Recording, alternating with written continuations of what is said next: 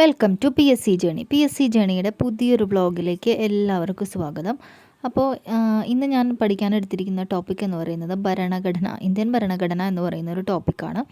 അപ്പോൾ നിങ്ങൾക്കറിയാം, അതിപ്പോൾ LDC ആയാലും LGS ആയാലും ഡിഗ്രി ലെവലായാലും വളരെ ഇമ്പോർട്ടൻ്റ് ആയിട്ടുള്ള ഒരു ടോപ്പിക്കാണ്. ഒഴിവാക്കാൻ പറ്റാത്ത ഒരു ടോപ്പിക്ക് തന്നെയാണ് ഭരണഘടന എന്ന് പറയുന്ന ഒരു പോർഷൻ. അപ്പോൾ എനിക്കൊക്കെ ആദ്യം കുറച്ച് ബുദ്ധിമുട്ടുള്ള ഒരു ടോപ്പിക്കായിരുന്നു ഭരണഘടന എന്ന് പറയുന്നത്. പ്രത്യേകിച്ച് ആർട്ടിക്കിൾസൊക്കെ, ഇതൊക്കെ ഓർത്തിരിക്കുക എന്ന് പറഞ്ഞാൽ വളരെ ബുദ്ധിമുട്ടുള്ള ഒരു കാര്യം തന്നെയാണ്.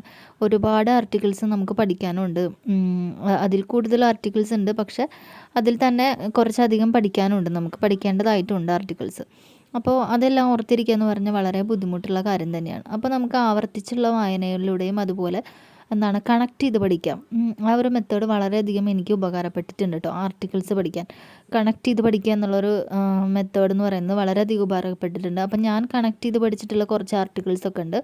അപ്പോൾ നിങ്ങൾക്കത് താല്പര്യം ഉണ്ടെങ്കിൽ, നിങ്ങളൊക്കെ ചിലപ്പോൾ പഠിച്ചിരിക്കുന്നതായിരിക്കും, എല്ലാതും പഠിച്ചിരിക്കുന്നതായിരിക്കും, പക്ഷെ ഞാൻ പഠിച്ചത് അങ്ങനെ കണക്ട് ചെയ്തിട്ടൊക്കെയാണ്. അപ്പോൾ അത് ആവശ്യമുണ്ടെങ്കിൽ നിങ്ങളൊന്ന് കമൻറ്റ് ചെയ്യുക. അപ്പോൾ ഞാനതൊരു വീഡിയോ ആയിട്ട് ചെയ്യാൻ നോക്കാം കേട്ടോ. കാരണം ആർട്ടിക്കിൾസ് നമുക്ക് വിട്ട് കളയാൻ പറ്റില്ല. ഏതെങ്കിലും ഒരെണ്ണമൊക്കെ ചോദിക്കാം. ഇപ്പോൾ ഈ പ്രിലിംസിനായാലും ചോദിച്ചിട്ടൊക്കെ ഉണ്ട്. അപ്പോൾ അതുകൊണ്ട് അത് വിട്ട് കളയാൻ പറ്റാത്ത ഒരു ടോപ്പിക്കാണ്. അപ്പോൾ അങ്ങനെ ഉണ്ടെങ്കിൽ ഒന്ന് കമൻറ്റ് ചെയ്യണേ. അപ്പോൾ ഇതാ ഞങ്ങൾ വീട്ടിലെ ലവ് ബേർഡ്സ് ഉണ്ട്. അപ്പോൾ ലവ് ബേർഡ്സ് എല്ലാം മുട്ടയിട്ടിട്ട് വിരിഞ്ഞ് പുതിയ കുഞ്ഞുങ്ങളൊക്കെ വന്നിട്ടുണ്ട്. അപ്പോൾ അതേ 2 എണ്ണം ഇവിടെ വന്നിരിക്കുന്നുണ്ട്. ഞാൻ പഠിക്കായിരുന്നപ്പോൾ ഇവിടെ കൊണ്ടു തന്നു, പുറത്തെടുത്തപ്പോൾ ഇവിടെ കൊണ്ടുവച്ചാണേ. അപ്പോൾ അതേ അവരിരുന്ന് ഇങ്ങനെ ഉറങ്ങാൻ തോന്നുന്നു. അപ്പോൾ ഒരുപാട് കുഞ്ഞുങ്ങളുണ്ടായിട്ടുണ്ട്. അപ്പോൾ ഇവരൊക്കെ പറക്കാറാവുന്നേ ഉള്ളൂ. അപ്പോൾ ജസ്റ്റ് പുറത്തേക്ക് എടുത്ത് ഫീഡ് ചെയ്യാനൊക്കെ ആയിട്ട് ഇങ്ങനെ പുറത്തേക്ക് എടുത്താണ്. അപ്പോൾ നമുക്കിത് വീണ്ടും പഠനം തുടങ്ങാം. അപ്പോൾ ഈ ഒരു ഭരണഘടന എന്ന് പറയുന്ന ഒരു പോർഷൻ തന്നെയാണ് ഞാൻ പഠിച്ചുകൊണ്ടിരിക്കുന്നത്. അപ്പോൾ നിങ്ങൾക്ക് അപ്പോൾ ഞാൻ പറഞ്ഞ പോലെ ആ ഒരു ടോപ്പിക്ക് ഇങ്ങനെ പഠിക്കണ, ആ ഒരു കണക്ട് ചെയ്ത് പഠിക്കുന്ന ആർട്ടിക്കിൾസ് വേണമെങ്കിൽ ഞാൻ നിങ്ങൾക്കൊരു അതൊരു വീഡിയോ ആയിട്ട് ചെയ്യാവുന്നതാണ് കേട്ടോ. അപ്പോൾ അത് ആവശ്യമുണ്ടെങ്കിൽ മാത്രം ചെയ്താൽ മതിയല്ലോ വെച്ചിട്ടാണ് ഞാനത് മുൻപ് ഇടാത്തത്, നിങ്ങളോട് ചോദിക്കുന്നത്.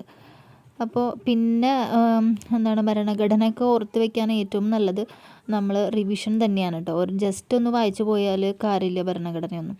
എനിക്കും ആദ്യം വായിക്കുമ്പോൾ ഒന്നും ഇതെനിക്ക് കിട്ടില്ല എന്നുള്ളൊരു തോന്നൽ തന്നെയായിരുന്നു. മറന്നു പോകും, അല്ലെങ്കിൽ ഇതൊന്നും പഠിച്ചെടുക്കാൻ പറ്റില്ല എന്ന് തന്നെയായിരുന്നു. പിന്നെ ഞാനിങ്ങനെ കൂടുതൽ റിവിഷൻ വെച്ചിട്ടുള്ള പോർഷൻസാണ്, അല്ലെങ്കിൽ ഇടയ്ക്കിടയ്ക്ക് നോക്കുന്ന, അതുപോലെ ഇതുമായിട്ട് ബന്ധപ്പെട്ട യൂട്യൂബ് ക്ലാസ്സും അങ്ങനെയൊക്കെ കേൾക്കുന്ന ഒരു പോർഷനായിരുന്നു ഈ ഭരണഘടന. അതുപോലെ 1ാം സ്വാതന്ത്ര്യ സമരം, INC, ഇതൊക്കെ. അതുകൊണ്ട് ആ ഒരു ടോപ്പിക്ക് നല്ല രീതിയിൽ, കുഴപ്പമില്ലാത്ത രീതിയിൽ എനിക്കതിപ്പം ഓർമ്മയിലുണ്ട്. അപ്പോൾ അതൊരു റിവിഷനിലൂടെ തന്നെയാണ് എനിക്കത് നേടാൻ പറ്റിയത്. അപ്പോൾ നിങ്ങളും ഈ ജസ്റ്റ് ഇങ്ങനെ റാങ്ക് ഫയൽ കംപ്ലീറ്റ് ചെയ്യാൻ മാത്രമായിട്ട് ഇരിക്കരുത് കേട്ടോ. കാരണം പഠിച്ച കാര്യങ്ങൾ നമുക്ക് ഓർമ്മയിൽ ഉണ്ടാവുക എന്നുള്ളതാണ് ഏറ്റവും വലിയ കാര്യം. എല്ലാം റാങ്ക് ഫയൽ ഫുള്ളായിട്ട് കംപ്ലീറ്റ് ചെയ്ത് കഴിഞ്ഞിട്ട് നമുക്ക് സമാധാനമായിട്ട് ഇരിക്കാനൊന്നും പറ്റില്ല. കാരണം ഈ പഠിച്ചത് നമ്മളിപ്പോൾ കുറച്ച് പഠിക്കുമ്പോൾ അത് പിന്നെ റിവൈസ് ചെയ്തില്ലെങ്കിൽ കൂടുതൽ പഠിക്കും തോറും നമ്മൾ പഴയത് മറന്നു പോകാനുള്ള ടെൻഡൻസി ഉണ്ട്. അപ്പോൾ അതുകൊണ്ട് തന്നെ നിങ്ങൾ റിവിഷന് വളരെ ഇമ്പോർട്ടൻസ് കൊടുക്കണം. പ്രത്യേകിച്ച് ഈ ഭരണഘടന പോലെയുള്ള ടോപ്പിക്സൊക്കെ, ഇത്ര ടഫായിട്ടുള്ള ടോപ്പിക്സൊക്കെ അങ്ങനെ റിവൈസ് ചെയ്താൽ മാത്രം തന്നെ നമ്മുടെ മൈൻഡിൽ അത് ഇരിക്കുള്ളൂ. അല്ലെങ്കിൽ ഒരിക്കലും നമുക്ക് ആ ഒരു എക്സാം ഹാളിൽ പോയിരിക്കുമ്പോൾ നമുക്കതിൻ്റെ ആൻസർ വരില്ല.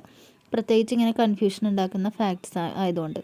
അപ്പോൾ ചില ആർട്ടിക്കിൾസൊക്കെ ഞാൻ ഈ പറഞ്ഞ പോലെ ഈ ഒരു മെത്തേഡ് ഉപയോഗിച്ചിട്ട് തന്നെയാണ് ഞാൻ ചെയ്തത് കേട്ടോ. അതായത് ഇപ്പം പാർലമെൻറ്റിൻ്റെ കേസ് എടുക്കുകയാണെങ്കിൽ, ഇപ്പോൾ പാർലമെൻറ്റ് 79 നമ്മൾ ആദ്യം തന്നെ പഠിച്ചു വയ്ക്കുക.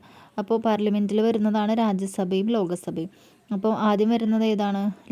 രാജ്യസഭയാണ്. അപ്പോൾ അതുകൊണ്ട് പാർലമെൻറ്റ് 79, അത് കഴിഞ്ഞിട്ട് രാജ്യസഭ വരുന്നു, അതിനുശേഷം അതിൻ്റെ താഴെ ലോകസഭ. അപ്പോൾ 79, 80, 81 അങ്ങനെ നമുക്ക് ഓർത്ത് വയ്ക്കാൻ പറ്റും. അതാണ് കണക്ട് ചെയ്ത് പഠിക്കുക എന്ന് പറയുന്ന ഒരു കാര്യം എന്ന് പറയുന്നത്.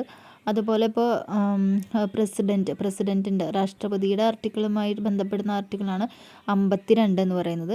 അപ്പോൾ വൈസ് പ്രസിഡൻറ്റ് നമുക്ക് എങ്ങനെ ഓർക്കാമെന്ന് വെച്ചാൽ, ഈ 52ൻ്റെ കൂടെ 5ൻ്റെ കൂടെ 1 കൂട്ടുക, അതുപോലെ 2ൻ്റെ കൂടെ 1 കൂട്ടുക, അപ്പോൾ വൈസ് പ്രസിഡൻറ്റ് കിട്ടും. പ്രസിഡൻറ്റിൻ്റെ 52 ആണെങ്കിൽ വൈസ് പ്രസിഡൻറ്റ്, അതായത് ഉപരാഷ്ട്രപതി 63ആണ്. അത് 52, 5 1 കൂടി 6 ആയി, 2 1 കൂടി 3 ആയി, അങ്ങനെ 52, 63. അപ്പോൾ അങ്ങനെയൊക്കെ കണക്ട് ചെയ്ത് പഠിച്ചാൽ തന്നെയാണ് നമുക്ക് ഈ ഒരു ഇങ്ങനത്തെ പോർഷൻസിലൊക്കെ നമുക്കത് ഓർമ്മിച്ച് വയ്ക്കാൻ പറ്റുള്ളൂ. പിന്നെ ഗവർണർ എന്ന് പറയുമ്പോൾ എന്താ ചെയ്യാന്നറിയോ? ഈ പ്രസിഡൻറ്റിൻ്റെ 52 അല്ലേ, അതിൻ്റെ കൂടെ 52ൻ്റെ കൂടെ 1 കൂട്ടുക, 53 ആയി. ഒപ്പം 1 ഇട്ട് കൊടുക്കുക. അപ്പോൾ 153.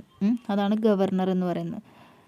അപ്പോൾ ഇതാ വീണ്ടും നമ്മുടെ കിളികൾ വന്നിരിക്കുന്നുണ്ട് കേട്ടോ. നല്ല രസമുണ്ടായിരുന്നേ. അവർ വിരിഞ്ഞ് പറക്കാറായിട്ടില്ല അവയൊന്നും. അപ്പോൾ ഈ ഒരു വീഡിയോ എല്ലാവർക്കും ഉപകാരപ്പെട്ടെന്ന് വിചാരിക്കുന്നു. Thank you.